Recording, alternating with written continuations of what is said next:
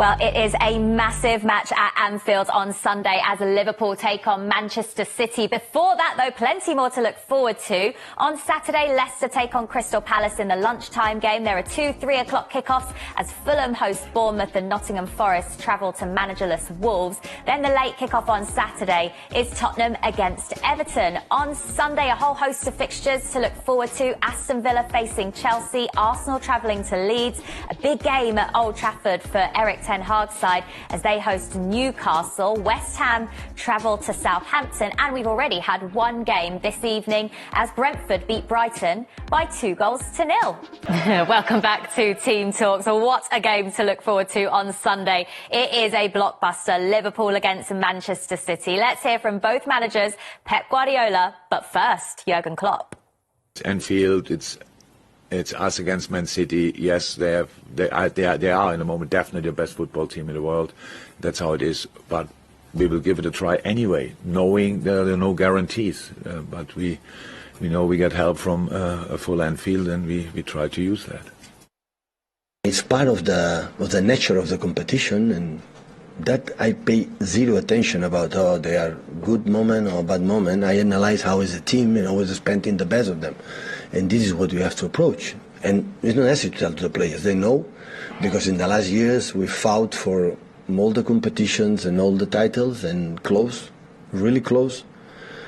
And we were a little bit better, especially in the Premier League. But nothing changed the opinion I can have about them. Well, what a game to look forward to. How much are you looking forward to this, Karen? Watching that VT was just amazing, like hearing all the stories and both teams and where they're at, the managers, I literally can't wait till Sunday. I can't wait. It's an exciting game, isn't it, Glenn? One of the biggest ones of the season we've had so far.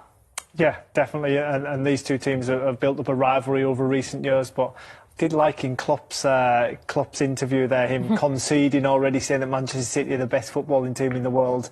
I don't think they'll take that lightly. Well, the thing is that in the previous couple of seasons, this has been, the game that everyone says could potentially decide the title. This season, Liverpool are already so far behind. But does that mean the game has a bit less spark to it or not? No, because of egos, because of straight away, both the gentlemen that did it were like two best teams in the world, and there is a long way to go. Liverpool do need the win to get back in. They're not in the race, but try and narrow the gap, and then anything could happen because of the World Cup. You just don't know. But they have been the two best teams for a large period, and even like Liverpool, they nearly had the quadruple last year. Yeah. They nearly had perfection, and I wonder that exhaustion of going for it. I think it's just took them a lot of energy to get back on, but they're still an amazing team, and it'll be a brilliant game. This fixture last season at Anfield was a 2-2 draw. It was probably the game of the entire season. But because Liverpool haven't been at their best yet, are you expecting to see something similar, Glenn? Yeah, I am. I'm expecting to see a different Liverpool after dismantling Rangers in the Champions League midweek and scoring 7 goals. Just reigniting a little bit of confidence, but make no bones about it, whether they're together in the league or whether they're apart. This is the goal of the season, yeah, obviously this is Salah's amazing dribble and finish, but make no bones about it, this Liverpool team will want to derail City, without doubt. They will not want them to win the league. They'll be desperate to take close that gap a little bit and give themselves an outside chance. You never know what's going to happen in football. Well, Glenn mentions that massive win in the Champions League in the week for Liverpool, 7-1. Did that come at the perfect time ahead of this game, particularly with Salah scoring the quickest hat-trick in Champions League history, because he hasn't hit the heights that we're used to seeing of him yet this season? Oh, and that's what I mean. We expect so much from both teams, actually. We're so blessed to watch them both, but I think the 7-1 result come at the perfect time. I think even Jurgen Klopp said that in his interview. It just gives us that confidence. It gives us that little bit of a breathing space. And also, they need Salah massively. They need him to, get back to the form he's at and, to come on, and the goals he scored. The one where he just bent it round in the corner is what we're used to from him. So it was a really timely result. It was a bit edgy at the start. I don't think it was the best performance, but again, they come through and they showed character, which is what you want from them. Yeah, it was the second half really that won it for Liverpool, wasn't it, with those substitutes. And in terms of Salah's hat-trick, I thought it was quite interesting watching him, because when he got the first one, there was a little bit of a celebration, but not a huge one. But by the time he got the third, he seemed to be back to his Salah of old, didn't he? He had a beaming smile on his face. Yeah, a little bit like what we've seen with Heung-min Son at Spurs. Just that pressure released off his shoulders. He's proved to everyone that he's still a top. There was a healthy rivalry, and you're sort of neck and neck throughout the season, but I think they're less potent and more falls on his shoulders, which is it's a different pressure in itself. But like I say, it's a new look Liverpool going forward, and they're just finding their feet. They showed glimpses at the Emirates on Sunday, but just not quite enough. Manchester City, before we talk about the obvious and get on to Erling Haaland and his ridiculous goal-scoring record already in the Premier League, today Phil Foden signed a new contract with the club. Are we seeing the best of him this campaign? I think we are, but you're going to hate me, but I do think it is because of Haaland. Because I think all the, Grealish and Foden in particular have really stepped up. And I think it's because Haaland pushes the defenders back and occupies them. So as a wide player, you have more space and freedom. But, he's coming into his own, and even Kevin De Bruyne, those midfielders have more time and space. But he's always had the clinical side to him, more than Grealish. I think he scores more goals. It's just natural to him. But also he's still so young. I think he's won 4 Premier League titles, Jules, for his age. But he was always going to grow into this team at some point, and he's really found his feet and starting to get some really good rhythm. I think the way that Pep's managed it has been absolutely perfect. He's drip-fed him throughout season, more and more each year as it went on, and now we're starting to see Phil Foden at his best, and I really do believe there's more to come, and I think this could be a terrible twosome for some years to come, Haaland and Phil Foden. I think they could create a real partnership. I think that goal just sums it up, where Haaland occupied 3 or 4, and even there, he finds himself in a lot more freer spaces. Yes, you have to be there. Yes, he has to be educated from Pep. This is where I need you. But I just think the whole front line is more free because of what Haaland brings. He occupies so much. So as a former wide player, I love that. If my centre forward was occupying and pulling them back and back, I had so much more freedom. And when he's that good technically, it's just a joy. Erling Haaland then, Glenn, from a striker's point of view. Where do you start? I mean, he's so special. I'm just so glad he came to the Premier League at this stage of his career. He's got everything. He's cool, calm, collected in the clinical moment. He's massive. He's so strong. He's so quick. But do you know what, for me, is his movement. I think his movement is absolutely exceptional. And also, I think as you see strikers score goals, as they get older, that hunger maybe wanes a little bit and you drop a little bit deeper. We see it with Harry Kane sometimes, and he lets Son go beyond him. But he's still got the hunger at his age to want to break records and score goals week in, week out. And I, for one, are thoroughly enjoying him, seeing him rip the Premier League up. It's all sorts of different finishes as well. Like, we're looking at all of his goals so far this season. 15 goals in the Premier League already, Karen. And they're all so different, aren't they? He's just a joke, Jules. It's boring speaking about him, how good he is. I mean, look at his stats there already. 18 Premier League goals already. Goal involvements, yeah. Goals and assists. Sorry, I need my glasses back on. But yeah, it literally is. But what I like about him is his personality. I look forward to listening to his interviews. The first game I did was the Community Shield, and he missed an absolute sitter. But he kind of laughed it off, and you're like, uh-oh. When you've got that much confidence that you kind of brush it off and you're ready to go again, I think that's what sets him apart. He's got such a big persona, and he's just fearless, and I really like that. Yeah, I just wonder how easy it must be when you're bigger than everyone, quicker than everyone, and stronger than anyone. It must make the game so much easier, mustn't it, Karen? Yeah, he does play like you want someone on like a game, isn't he? You can't believe that's human and natural, and it's happened, but he's a joke. And it's brilliant business by City. To get him for 50 million is like incredible. So I mean, well done to Pep for enticing him to Manchester City. So can Liverpool stop him? No, because I think the issue for me is Van Dijk. I think we haven't seen the best of him this season, and for Liverpool to stop him, you'd really need Virgil to be his absolute best, and I think he's struggled a little bit.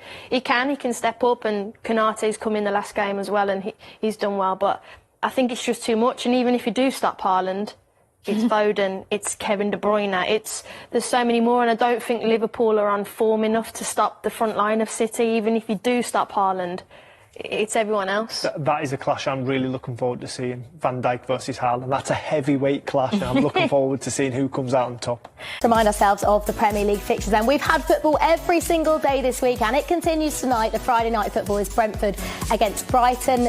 Crystal Palace travel to Leicester in the early kick-off on Saturday. A couple of games, excited for that one. First away day. I'm going to that one. First away day of the season. A couple of games at 3. Tottenham versus Everton is the late kick-off on Saturday. We've got 4 games, all kicking off at 2 on Sunday, and of course it all ends at Anfield. It is the big one where the champions Manchester City are in town. Come on, you Reds. Come on, you Reds. We need you. I need you. You've been giving your Arsenal so much good luck this season. You're in Liverpool now. I need you to give my red team some luck. We need it. Do you know what? Real talk, man. Honestly, after Salah scoring a hat-trick in record time in a recent match, we all saw it in the Champions League. It feels like Liverpool are heading in the right direction. And I'm joined by 2 fans, actually, of opposing teams. We've got Peter Kenny-Jones, who's a Liverpool historian and a big Liverpool fan, as you can tell, and also Darren Kitspire, who's a Manchester City fan. We'll be coming to you, Darren, in just a sec. Peter, talk to me. You're feeling good about your team now. Mo Salah's back. Bobby's back. Your centre forward is scoring again.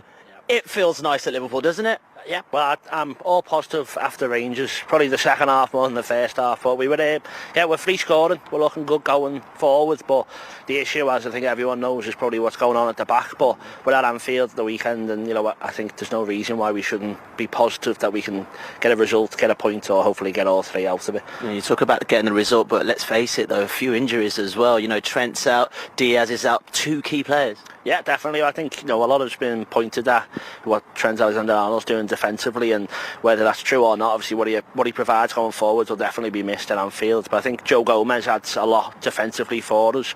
We've seen he's a positive player. That ball he played to Firmino against Rangers, he's got a pass in his locker as well. We saw it against Arsenal that they've got some good big full-backs, and it worked for them. So I think we can probably be more secure defensively. Diaz will be a massive miss, but we've still got 4 other brilliant strikers to pick from. I like the always positive about Liverpool, isn't he? Look at him. Well, let's come to the other fan here, Darren. It's fair to say very different fortunes for your team, and a centre forward who no one can stop right now. He just can't stop scoring. Literally every chance he gets, 99%, he's just banging him in every time.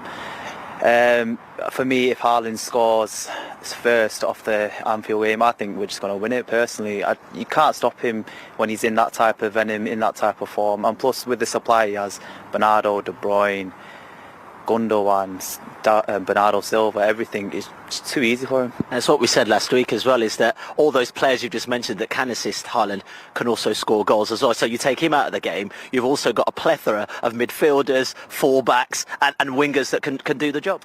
Like you said, with our full-backs, Cancelo, Sergio Gomez, and sometimes even Akanji, who's been a fantastic signing for us. Like, the threat that we have from all kinds of solutions it just makes it easier for Pep Guardiola, if anything. Yeah, but let's face it, you are going to be going to Anfield. Very few teams come out of Anfield and get a result.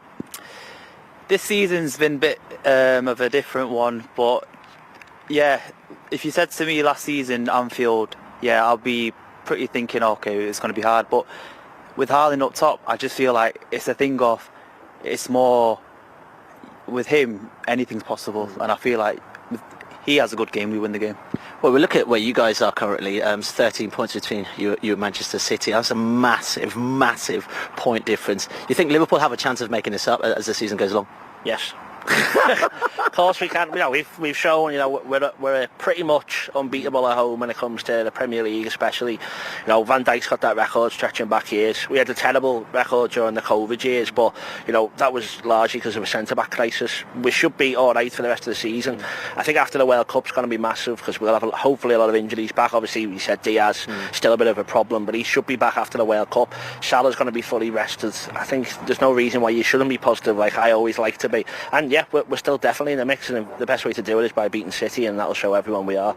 Oh, look at this guy, I'm loving it. Well, I tell you what, another reason to be positive here is some of the young players that are coming out of Liverpool. Harvey Elliott in particular, who got himself a cheeky goal as well in the Champions League, and we've been catching up with him. That was a beautiful story from Harvey Elliott. JJ, that must make you feel good, man, as a Liverpool guy. Yeah, I think, as a young boy, his career started, 15 when he made his debut. Mad. You know what I was doing at 15? I don't want to know. I don't want to know either. Fair, I was going to tell you, but fair if you don't want to know. No, I don't. I also just loved in that video how Rebecca, the reporter there, called Harvey Elliott out on his poor haircut when he was 15 making his Premier League debut. Absolutely. To be fair, he was 15, so he had... Doesn't matter, yeah. Right. He didn't know about shape up, didn't he? But fantastic. I mean, the belief that his dad had in him from a young age, which obviously would have helped and spurred him on. But I mean, they say you could tell a lot about someone's character from how they recover and come back from serious injury, and the resilience. And that injury that he got last season against Leeds, he's now come back, scored in the Premier League since then. And this week he got his first ever Champions League goal. They made him wait for it. They made him wait for it. I don't like that. But yeah, very, very happy for him. A very, very good footballer. He's just got to keep his head down, keep playing. He's in a brilliant place with a great manager, and the world's his oyster,